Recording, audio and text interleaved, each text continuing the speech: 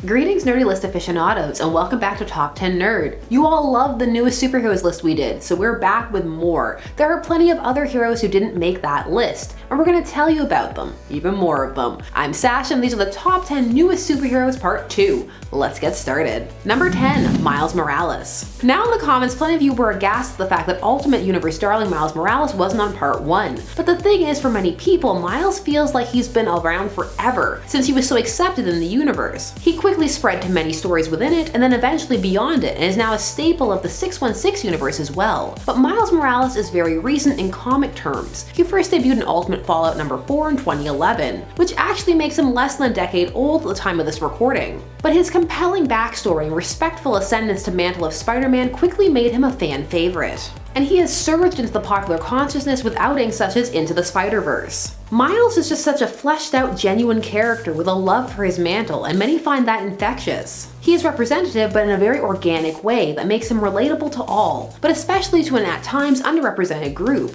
which of course is always nice. Stories for all. Number 9, Teen Lantern. Teen Lantern is Kelly Quintella, who first appeared in Young Justice Volume 3, number 1 in 2019. This is continuing the trend of Earth having way too many Green Lanterns. Now the Teen Lantern is a precocious character who has a very mild may vary impact as a result. She is a super genius who sees an alien get attacked at a junkyard while she is there looking for scraps for her inventions. She goes back and talks to the alien, a la Hal Jordan, and she gets a device that allows her to hack into the Owen Central Power Battery, the Green Lantern Power Battery, which she uses to get her own Green Lantern ring. She then sets off to Metropolis to become a hero, the Teen Lantern. She would end up becoming a member of Young Justice. Now some love this, they're like the ultimate fantasy and so empowering, and others are like lazy and fanficky and too many lanterns. She only came out in 2019, so we shall see how the Teen Lantern fares, especially with DC threatening reboots on the horizon. Number 8, Silk. Silk emerged out of the original Sin story arc, which featured secrets never before known to the Marvel Universe coming to light. She first appeared as a cameo in The Amazing Spider-Man number 1 in 2014, and she made her full appearance in issue 4. So the story? She was bitten by the same radioactive spider that bit Peter, but only a few minutes later, and then she was hidden away in a bunker for years, which is why no one had ever heard of her or seen her. Also, her and Peter have pheromones that combine so that they can't keep their hands off of each other, literally.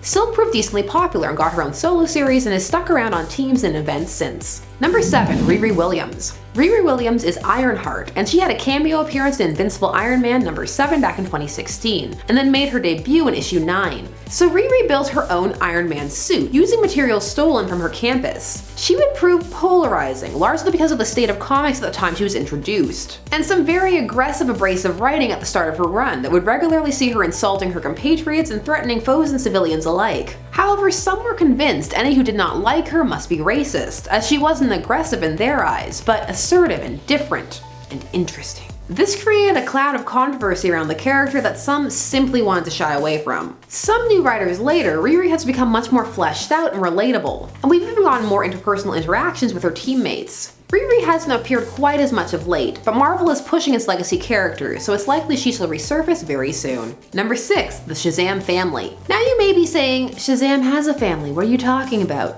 Yes, Billy and Mary were always there, but the extended family of foster kids who so delighted fans in the Shazam movie are a recent addition. These characters were introduced in the Flashpoint miniseries, which led into the New 52 all the way back in 2011 through 2012. This was the start of a temporarily more edgy personality for Billy, and a whole new cast of superpowered cronies. The Shazam family would prove endearing to fans who loved the idea of these kids making it on their own. And it made it feel a bit like a club. And of course, more kids in adult or teen bodies led to some pretty fun shenanigans. Number 5, Simon Baz. Simon Baz is yet another Green Lantern who was also created as a result of the New 52, which, while maligned, did have some solid characters come out of it. He first appeared in the New 52 Free Comic Book Day Special Edition number 1 back in 2012. Baz was notable not just for having the same name as a Rainbow Rowell character, but for being Muslim American, which featured largely in his plot. His creation was pointed, but at the same time he had depth and flaws and embraced being a hero and his newfound ability to heal. He would struggle with things like relying on his ring and other heroes. For example, he carried a gun for a while at the start of his tenure as the Green Lantern, which put him in direct conflict with Batman for obvious reasons. And his wrongful terrorist conviction would make some wary of him at first. But Baz was also a man who cared about his family and community, and a character that has managed to stand out in a sea of lanterns. More love for Simon Baz. Number 4, Viv Vision. Vivian Vision, aka Viv, is the daughter of Vision and his robot wife, first introduced in Tom King's excellent maxi series The Visions. She debuted in 2016. This series would deal with sentience and the question of what it meant to be aware. Viv would prove to be the character who spun off from that series and would join the team The Champions. This was an entire team of younger heroes. She would also develop romantic feelings for Ironheart, and the two would end up sharing a kiss. Viv, however, is one of those cases where not all writers are sure what to do with her. This is how she ended up being rendered human by the High Evolutionary for a bit, and then ended up having her consciousness transplanted back into another Viv robot body. She's a character who, all things being equal, would potentially go the way of Jade, but we shall see what the future holds. Number 3. KALDUR-AHM, the Aqualad introduced in Young Justice the animated series. This character took the world by storm. Kaldur is an excellent example of an introduction of a character. He was woven into the backstory without erasing Garth, the first Aqualad, or making him less important. And he was presented with his own insecurities, and as the core of the team, a natural leader and calming presence. He quickly became a favorite amongst many fans. This series in general would be praised for its mature tone, and Kaldur would have a compelling connection to a classic villain. A connection that actually played off pretty well and not kitschy. Kaldur would later also be used for genderqueer representation in Season 3. Mileage varies on Season 3 in general, but that is normal for a series that has a long hiatus. The writing is rarely ever exactly the same. Number 2. Jessica CRUZ. More Green Lanterns everywhere. She appeared near the end of the New 52 with her first full appearance in Justice League number 31. She had had 2 cameo appearances prior to that. She was a woman who had a ring forced upon her essentially, and has many demons to overcome. She was not what some would consider the most likely candidate for a ring, because she suffers from crippling anxiety and agoraphobia. This was triggered by witnessing the death of her friends at the hands of mobsters. She struggles with feelings of a lack of self-worth, and as such it took her a while to hit her stride, both with the ring and her partner Simon Baz. But the two would become fast friends, and she would eventually master her ring. Jessica would come into her own, finding her anxieties more manageable, most of the time. She is definitely unique and a good addition to the core. More Jessica, just less of her kissing Bruce randomly.